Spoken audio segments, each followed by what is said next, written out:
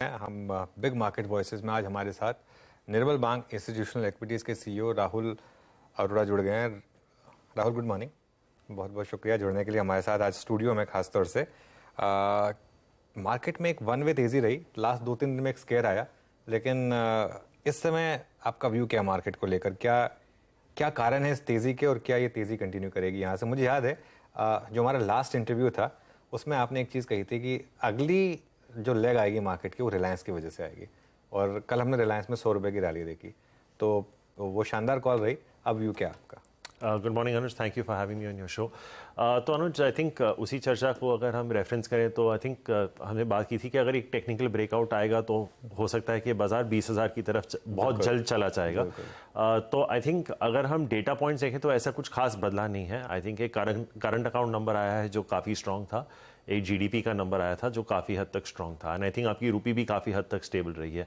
इनके अलावा कोई इंक्रीमेंटल डेटा पॉइंट्स वैसे कुछ खास आए नहीं है। ऑब्वियसली क्वार्टर के आंकड़े आना बाकी हैं। I think later this week से अर्निंग सीजन भी चालू हो जाएगी, तो एक क्लैरिटी मिल जाएगी कि स्पेशली आईटी कंपनी से कि यूएस में इस वक्त क्या स्थिति है। क्योंकि आज सुबह ही मैं मनी कंट्रोल पे एक आर्टिकल पढ़ रहा था कि TCS has deferred hiring of a very large part of the offers that they have made. तो आई थिंक अगर ये प्रेशर पॉइंट्स आगे रहे तो I think the market is presenting a decent opportunity कि अगर आपके पैसे बन चुके हैं आप यहाँ पे थोड़ी प्रॉफिट बुकिंग कर सकते हैं। क्योंकि क्या हो गया अनुज के FY24 तो छोड़ दीजिए, FY25 पे भी अभी थोड़ा स्टॉक्स को वैल्यू करना डिफिकल्ट हो रहा है। क्योंकि अगर आईटी स्लो डाउन की बात कर रहा है, अगर एफएमसीजी में पूरी तरह से रिकवरी नहीं आए, और जिस तरह से हमने पिछली बार भी चर्चा की थी, बैंक्स में अनुज क्या हो रहा है कि आप एक बहुत ही ब्लू स्काई टेरिटरी में है। क्रेडिट ग्रोथ पीक पे है, आरओई सब कुछ पीक पे चल रहा है, नेट इंटरेस्ट मार्जिन्स। तो आगे चल के बैंक्स में क्या हो सकता है? आई रिमेंबर लास्ट 2 क्वार्टर से आईसीआईसीआई बैंक के आंकड़े काफ़ी अच्छे आए हैं, लेकिन स्टॉक ने कुछ खास किया नहीं है। तो इसलिए मैंने शायद रिलायंस का कहा होगा, और आई थिंक अभी भी I will keep a positive tilt towards Reliance. पर मुझे लगता है कि as a headline market, because ये अभी 19.5-20 के रेंज में आ चुका है निफ्टी, थोड़ा कॉशन एक्सरसाइज करना बेटर रहेगा मेरे हिसाब से।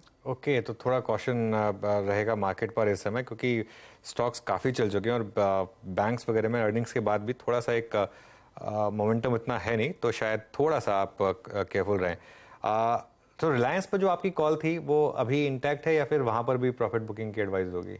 नहीं, आई थिंक अनुज क्या होता है ना कि कुछ कुछ स्टॉक्स थोड़ा अगर कंसोलिडेट होके उस वेटेज पे अगर थोड़ा मूव करना चालू कर देते हैं ना, तो they don't stop after 3-5% move. तो आई वुड प्रोबेबली से कि this like can potentially take Reliance to 3,000 और 3,200 as well, is my sense. Okay, अच्छा, एक स्टॉक जो आपका सबसे फेवरेट स्टॉक रहा है और उसको हम डिस्कस करते रहते हैं, वेस्ट लाइफ, क्या लेकिन जिन्होंने मिस कर दिया वो चेस करें यहाँ पर, या फिर अब बाकी जो आपने पिछली बार कहा था कि जैसे देवयानी वगैरह हैं वहाँ पर शायद रिस्क रिवॉर्ड थोड़ा बेटर बन रहा है, जुबिलेंट फूडवर्क, इस पूरी स्पेस पर अब क्या व्यू है आपका?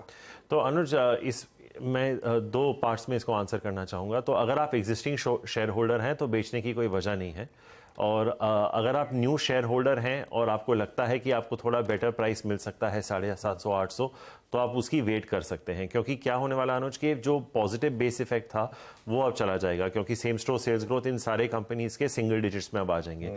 लेकिन मुझे लगता है कि जो हमने अभी प्रीव्यूज निकाले हैं, वेस्ट लाइफ की जो सेम स्टोर सेल्स ग्रोथ की एक्सपेक्टेशन है हमारी is 2x that of any other competitor. तो अगर नंबर्स सपोर्टिव करते रहें, बट एक चीज होती है ना अनुज के, हर चीज को एक भाव पे खरीदते हैं आप, कोई भी चीज को किसी भी भाव पे नहीं खरीद सकते। मुझे अभी भी लगता है कि ये stock over a 3-4 year period can potentially head to 2,000। So अगर आप उस नजरिए से देखें तो आप निवेश कर सकते हैं, पर टिपिकली क्योंकि लोगों का होराइजन इतना नहीं रहता 3-4 साल का, तो ये वैल्यूएशन पे फ्रेश एंट्री करना फॉर अ 6 मंथ्स और अ 1 ईयर कॉल मुझे थोड़ा चैलेंजिंग लगता है। आपने देवयानी का जिक्र किया, definitely you can look at it.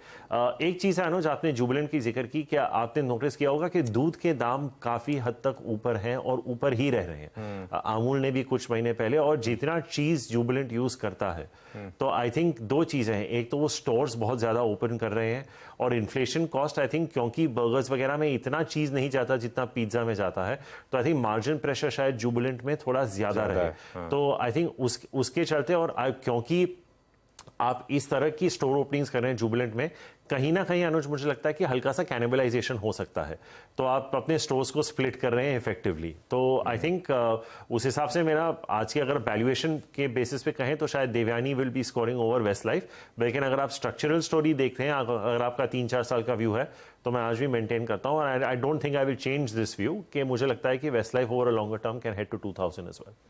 Veeru? Okay, Westlife पे 2000 का लक्ष्य भी। अच्छा राहुल जी, एक कंफर्टेबल और एक डिसेंट एंट्री के साथ एक कंफर्टेबल और एक डिसेंट एग्जिट भी बहुत जरूरी है। मैं आ रहा हूँ ऑटो पे। लास्ट 1 महीने में आप देखिए, चाहे वो 2 व्हीलर स्पेस के लॉन्चेस हों, चाहे वो 4 व्हीलर के हो, मारुति के हो, जिम्नी हो, इन्वेक्टो हो, एक सब्सटेंशियल और एक वर्टिकल मूव देखा हमने। आपका ऑटो पे नजरिया क्या है? कहाँ पे अपने प्रॉफिट्स को आप में कैश कन्वर्ट करना चाहेंगे, और क्या अभी भी ऑटो में चीज करना चाहेंगे आप? Good morning Veeru. आपको याद होगा वीरू, बजट के दिन से हमारी चर्चा हो रही है इस सेक्टर पे। It's been one of my most overweight sectors and I still continue to like it. इसमें ऐसी कोई चीज़ है नहीं। एक चीज़ हो रही है वीरू के जो मास मार्केट भी थे वो अभी प्रीमियम में जा रहे हैं। आप देखेंगे कि मारुति का इन्विक्टो लॉन्च हुआ है 20 लाख प्लस के प्राइस रेंज पे। हीरो जो एक मास मार्केट प्लेयर रहा है, बहुत ही अट्रैक्टिव प्राइस पॉइंट पे वो 450 सीसी में एंटर कर चुके हैं उनके जॉइंट वेंचर हाल ही के साथ। बजाज ने भी 400 सीसी में एंट्री कर दी है। तो दिस एंटायर सेगमेंट जब आप बात करते हैं, इट्स मूविंग टुवर्ड्स प्रीमियम। दूसरी अच्छी बात वीरू ये है कि जो मॉनसून डेफिसिट चालू हुआ था, आई थिंक अगर आप 1 महीने पहले देखें तो ऑलमोस्ट 37% डेफिसिट चल रहा था, वो अभी गिर के कुछ 10% के आसपास आ गया।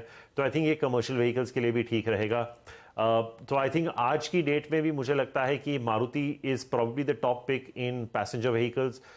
मैं आज भी अशोक लेलैंड खरीदूंगा, क्योंकि अगर मुझे मेरे आंकड़े ठीक से याद हैं तो FY23 में अशोक लेलैंड ने 4.5 रुपए के आसपास का EPS किया था। FY25 में ये नंबर करीबन 8.5 से 9 होगा। तो हम अर्निंग्स की डबलिंग देख रहे हैं और इनके रिटर्न रेशियोज मिड-20s में हैं। वैल्यूएशन 16-17 टाइम पे अभी भी एक्सपेंसिव नहीं है। अगर हमारे आंकड़े ठीक आए निर्मल बांग पे, तो मुझे लगता है कि हीरो FY25 में एक 5% की डिविडेंड यील्ड कंपनी होगी, और अगर आप प्रीमियमाइजेशन कर रहे हैं तो आपके मार्जिन्स बढ़ेंगे। तो I think that is also very interesting name to play. और क्योंकि मैं CV साइकिल पे पॉजिटिव हूं, और आई थिंक हमारी पहले भी चर्चा हुई है, जमुना ऑटो एक ऐसा नाम है वीरू के उसके मेन क्लाइंटेल जो है वो टाटा मोटर्स और अशोक लेलैंड है। तो अगर CV साइकिल अच्छा कर जाएगी तो जमुना ऑटो एक ऐसी कंपनी है जिसकी रिटर्न ऑन इक्विटी और कैपिटल एम्प्लॉयड आई थिंक 30 या 32 के आसपास है। It's got a margin profile जो 22-23% के आसपास है। थोड़ा ऑप्टिकली वैल्यूएशन ज्यादा लगेंगे, but I think that is also very good ancillary play. So एक लास्ट नाम जो मैं आपको देना चाहूंगा, क्योंकि tractors is practically a monopoly with Mahindra, क्योंकि हमने CV साइकिल की बात की, I would look at having Mahindra also. So Maruti, M&M, Ashok Leyland, Hero MotoCorp and Jamuna Auto. अगर आप एक ऑटो का पोर्टफोलियो बना रहे हैं, तो मैंने आपके साथ कुछ नंबर शेयर किए हैं, उन नंबर्स के बेसिस पे मैं इन 5 स्टॉक्स पे काफी ओवरवेट होऊंगा आज की डेट में भी।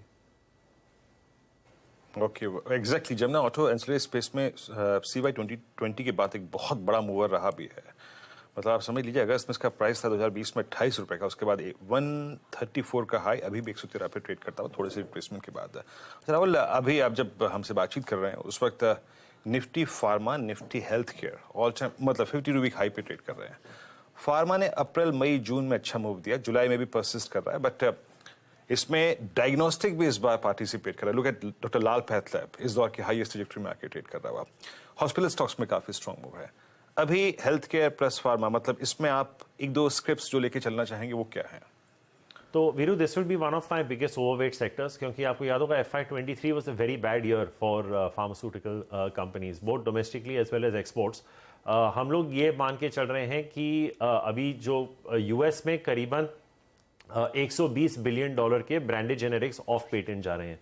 पर इसमें क्या होगा वीरू के बहुत कुछ जो ये ब्रांडेड जेनेरिक्स हैं बहुत कंपेटिटिव हैं और प्राइस इरोजन भी ज्यादा होगी। तो unless you are very qualified through your speciality portfolio in the US, मैं डोमेस्टिक्स में ज्यादा फोकस करना चाहूंगा। Sun Pharma is a good blend, उनका एक US का पोर्टफोलियो बहुत स्ट्रांग है। तो आई थिंक अगर आपको लार्ज कैप्स में रहना है तो Sun would be my top pick. दूसरा नाम मैं लार्ज कैप में देना चाहूंगा वो है टोरेंट फार्मा। आई थिंक हमें लगता है कि ये कंपनी जो है अपने अर्निंग्स अगले 2 साल में 15 से 16% कंपाउंड कर पाएगी, जो कि सारे फार्मा कंपनीज में आपको देखने को नहीं मिलेगा। Their return ratios are probably one of the highest in large cap pharma companies. अगर आप डॉक्टर रेड्डीज, सिप्ला वगैरह के मुकाबले इनको कंपेयर कर लेंगे तो Torrent pharma will stand out, और मार्जिन एक्सपेंशन मुझे लगता है टोरेंट में काफी हद तक होगा। अगर आप मार्केट कैप के रेंज में थोड़ा नीचे आएंगे तो आई थिंक 2 नाम मैं आपके व्यूअर्स को देना चाहूंगा। वो एक होगा जेवी केमिकल्स, दूसरा अजंता फार्मा। अजंता फार्मा में if I am not mistaken 23 से 25 में हमारा कुछ 500 बेसिस पॉइंट का मार्जिन एक्सपेंशन है, और जेवी केमिकल्स में कुछ 300 से 350 बेसिस पॉइंट का मार्जिन एक्सपेंशन है। इन दोनों कंपनीज में, क्योंकि ये मिड कैप हैं, आपको मेरे को लगता है 18-19% का अर्निंग्स कैगर मिल सकता है। और अगर आप एकदम स्मॉल कैप रेंज में जाना चाहें, जैसे मैंने आपको एक ऑटो का पोर्टफोलियो बना के दिया था, अगर आप स्मॉल कैप में, अगर आपको थोड़ा हाई रिस्क हाई रिवॉर्ड खेलना है तो आप एरिस लाइफ साइंसेज भी देख सकते हैं। ये जो Torrent, JB, Ajanta, Eris, these are largely domestic focused, पर मुझे लगता है कि FY24 and 25 will be very strong years, 2 years compounded.